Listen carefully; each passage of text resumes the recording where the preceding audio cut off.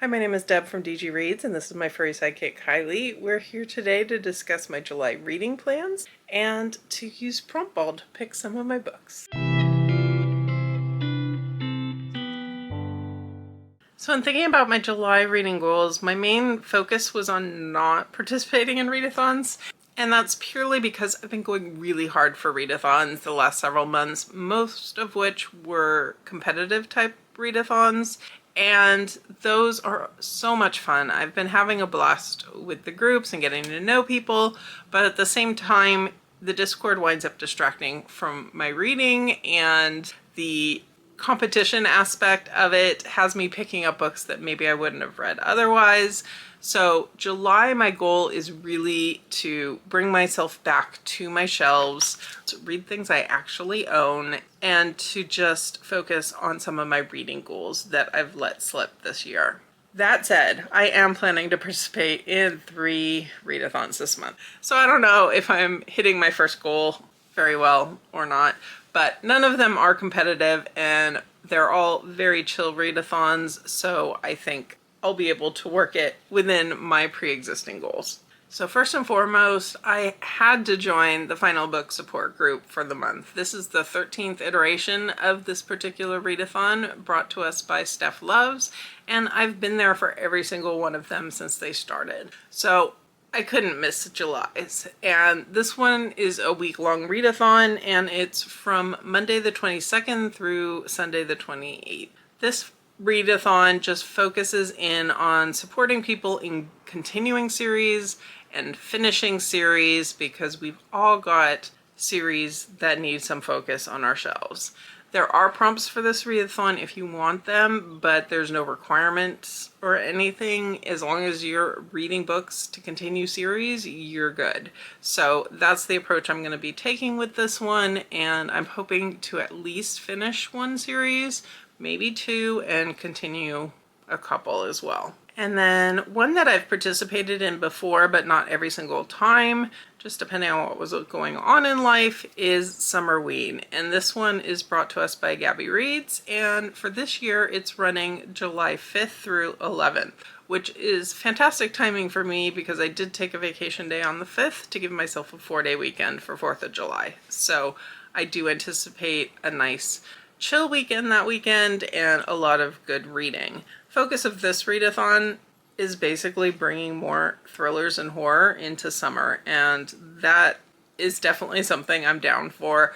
Thrillers have always been a summer read for me. That's what I gravitate towards at the beach or at the pool or at home.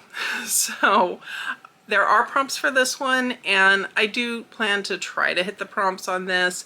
They're pretty easy, fairly generic prompts. A couple of them are a little more specific, but I already had books on my TBR that would work for those. So I don't think I'm going to have a problem with that. And just when I thought I was good having 2-week-long, fairly chill readathons, I saw the announcement video from Margaret at The Word Nerd for the mid-year reading Scramble. And the premise of this one really is just focusing in on your reading goals and doing some catch up if you're failing at them, which I definitely have been slipping on some of mine. I don't think I've abandoned any of mine. So there are a couple ways you can approach this one. Margaret gave a kind of tree of prompts. She has a bingo board of prompts. So all of those things have prompts that are very easy to hit. I'll probably approach the bingo board. That's probably the easiest way to go about it, and see how far I can get with what I'm planning to read during the month anyway. And my goal is really just to get back to some of the reading goals I haven't been putting as much focus on lately. I wasn't on BookTube back at the beginning of the year when I set my reading goals, but I do have a blog post where I went over those. I can link that below. One of the things I think I'm going to try to put more focus on is to get to some of my procrastination reads. And these are books that have been on my shelf for a very long time, and I just haven't gotten to them. They're all things that I do want to read, but for whatever reason, they just keep getting pushed off for other priorities. And those are books that I'm hoping to be able to put some time into reading in July. And of course, reading things I actually own on my shelves is a big goal, and continuing and finishing series is always a goal. So all of those things kind of line up perfectly with Margaret's Readathon. So I decided, yes, I am going to be participating in 3 Readathons for July. All that said, for Promptball this month, I don't really have a particular focus. I can hit all of the readathon prompts with books that I already have on my TBR, with arcs and with other things like that.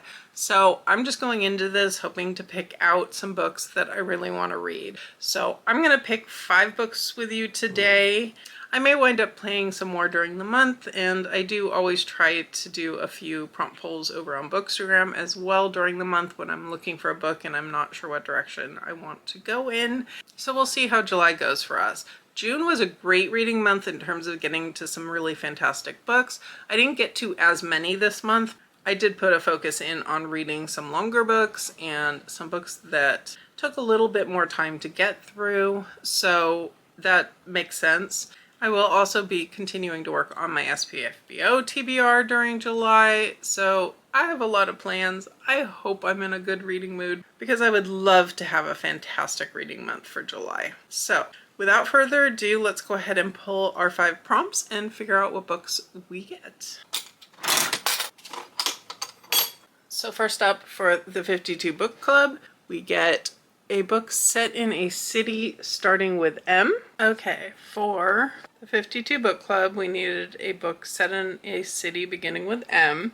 And this one was a bit of a challenge until I picked up randomly Daughter of Mine by Megan Miranda, which is set in Mirror Lake. So that was lucky.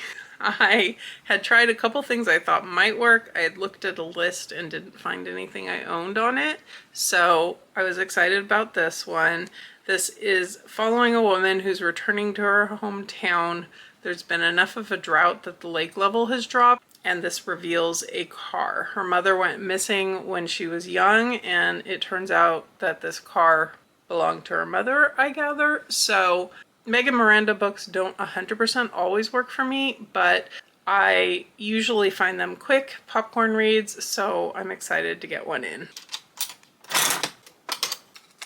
And next up we have a book from HarperCollins. For HarperCollins, I picked up In Universes, and this is by Emmett North, and this is one that has to do, I think, with parallel universes. The main character has a crush on someone. Rafi is working in dark matter, even though he doesn't necessarily understand his own research, but really been wishing that his crush would love him back, and then all of a sudden something happens and they're in an alternate world where that does happen. I haven't heard anything about this one really, but it was kindly gifted to me by HarperCollins, so I've been wanting to get to it. It sounds like the type of book that really would work for me, so I'm excited to have the excuse to get it officially on the TBR. And next up we have a TBR vet, so a book that's been on my TBR for at least a year. For a TBR vet, I have Silver Under Nightfall by Rin Chapeko, and this is one that I have definitely had on my list for a while and have been wanting to get to. So I know we have Remy, who is a bounty hunter for vampires, although it seems like his past is a little murky, and there's a new breed of vampire that comes into the mix, and I don't know a lot about it beyond that, but I've been intrigued to check it out.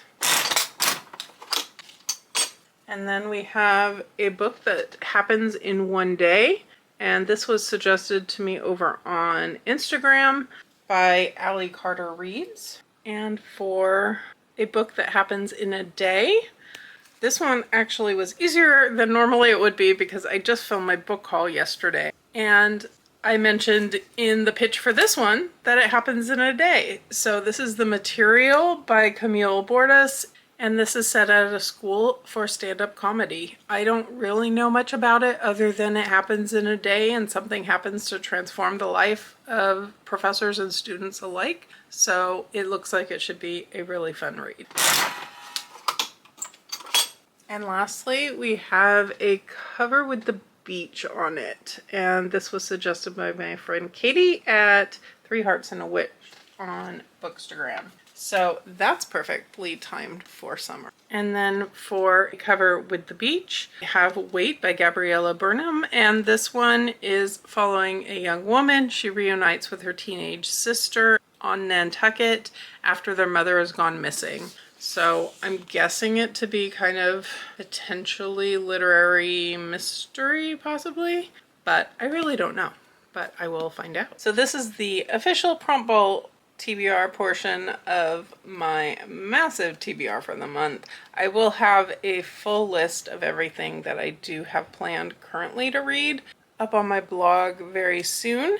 So I will try to remember to come back and link that down below once that is live. But I do have quite a few arcs I'm hoping to get to. I do have some video plans in mind, and definitely will try to bring some vlogs tied to the readathons that I'm working on as well. So with that, I will go ahead and leave you here.